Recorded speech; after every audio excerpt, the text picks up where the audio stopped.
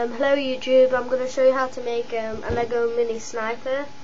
Right, first you need a microphone piece, like this, and then get this washer piece on top, put it like this, together, so it looks like that,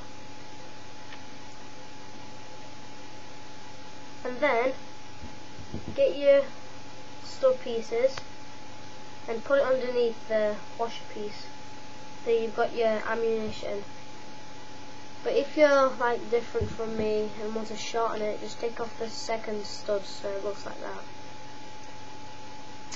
Now you need to get a clip and put it on top, so it looks like an aimer or something like that. And then get a lightsaber and put it on the top, so that's your scope. And then get one of these pole pieces, I don't know what it is, and just put it on the end like that, so it looks like that.